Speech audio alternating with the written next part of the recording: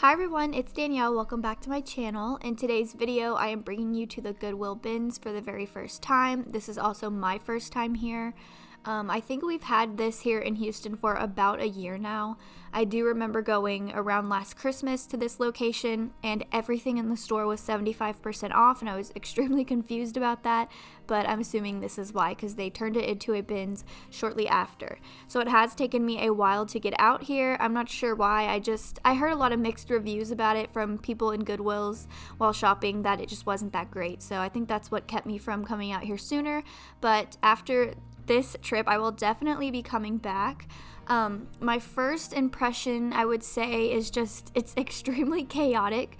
I expected that. I just didn't expect people to be this aggressive and pushy. Like, I'm talking elbows were flying. People were throwing things in the air. Like, when I say in the air, I mean just like out of the way. Just tossing glassware around. It can be really frustrating because I was trying to take my time and salvage as much as I could without breaking it. And other people they really didn't seem to care. But I would say here at our location, I'm not sure if it's like this everywhere, but 80% of the bins were clothing, and then they had quite a few bins filled with books and toys and very little decor. I would say there was maybe collectively one row of 6 bins together of decor, but the bins are not as full as the other ones that I've seen in people's videos. For instance, Nicole Northgarden, all of her bins videos, she finds tons of vintage items and it's just filled. Ours is not like that. I'm not sure if it's the time I went or the day, but it was different than I expected.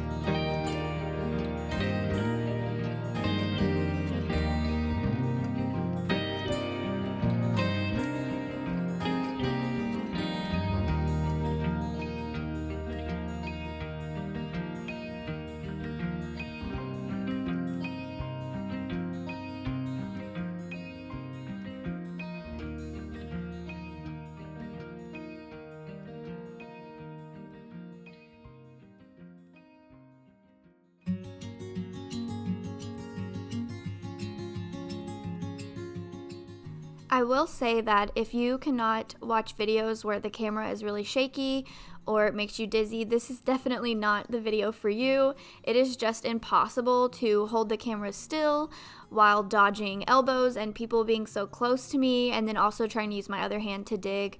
It was just really hard to focus. Maybe I'll get better at it the more I go, but yeah, it's gonna be pretty dizzy and shaky at some points. Also, there was one moment where they rolled away bins. We didn't even realize what was going on because we were looking on the other side of the store.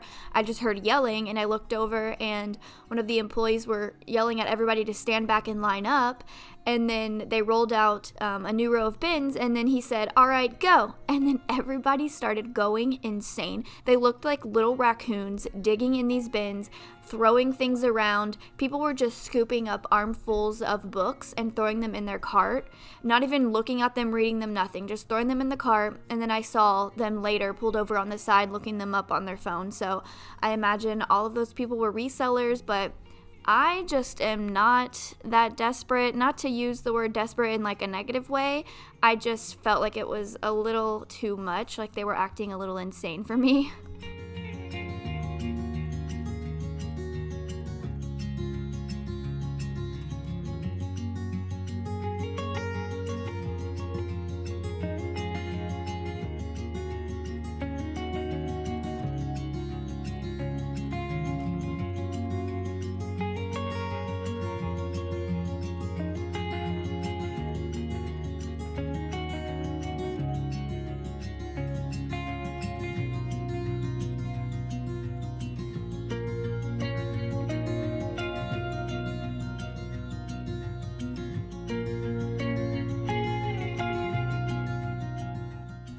I was really hoping this jewelry box here was going to be in good condition. As you can see, it was not. It was completely falling apart, but I loved the color of it. I do have one in a pink color, but I would have been willing to replace it with this one just because I liked that neutral color a lot more, but it's a shame that it was so destroyed. And we're about to move on to some footage of me looking through books. There is quite a bit of footage. of me looking through the books because, like I said, they had a lot of bins filled with them, and I was enjoying looking through them. I was hoping to find some vintage Bibles or just any kind of books to add to my decor, so hopefully you don't mind looking through them with me. I also love finding cookbooks or vintage Christmas books.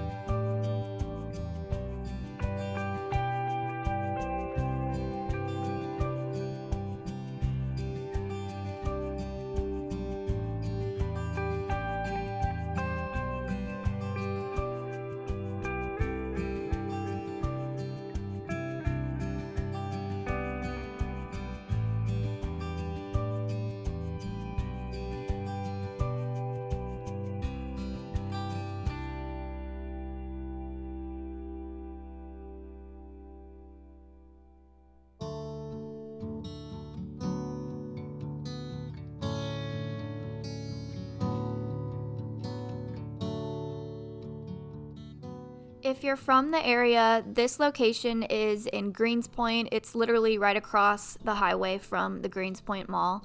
So not an area that I wanted to go by myself for the first time. Garrett did come with me this day.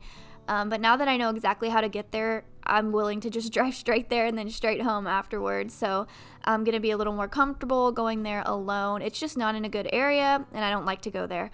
But for this location, I'm not sure if it's the same all over in other states or what, but if I can remember correctly, the price was $1.19 a pound, and then the books were 50 cents a piece, and it was also for clothing like maybe $1.19 a pound as well. I do go over my receipt at the end of the video in case you are interested in seeing how the prices work.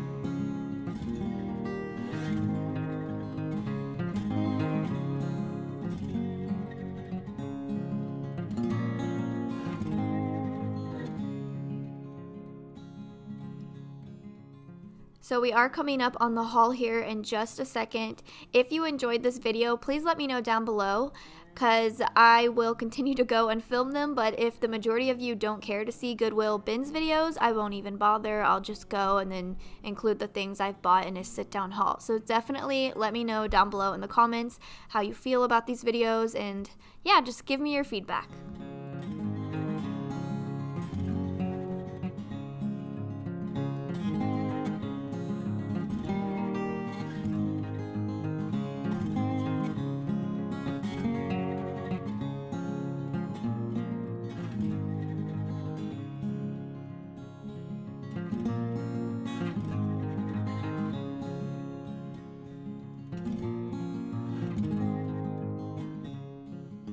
Okay, so here is everything that we came away with today. Here's a look at my receipt just in case you were interested how it works. I'm not sure if it's the same at every Goodwill, but as you can see, I have 5 books here. So I paid $1.99 for the books, which is a good deal. And then I got a shirt that was $1.14, and then the rest they had me weigh inside the basket on that giant scale.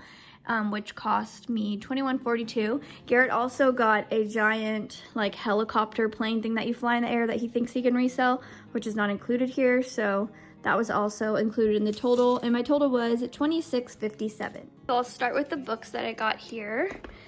This one says Revelation. I haven't looked at any of these really. I just completely judged them by the cover and the condition they were in. So this one is a verse-by-verse study of the book of Revelations. The copyright date for this one is 1963. However, this one was printed in 1972. And then there's this one here. It says how to make cowboy horse gear. That's kind of cool. This one has a copyright date of 1956. I always go through and check all the books for any bookmarks or ephemera like vintage papers or notes or anything, because I love looking through that stuff. So I always fan through the books or shake them out.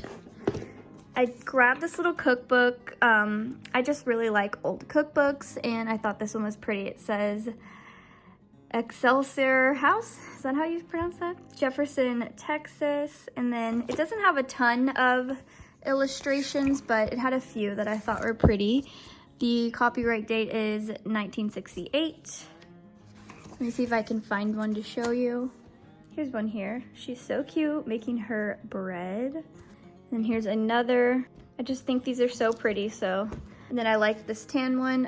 It's very rough right here, and I just liked the look of that. It says 1959.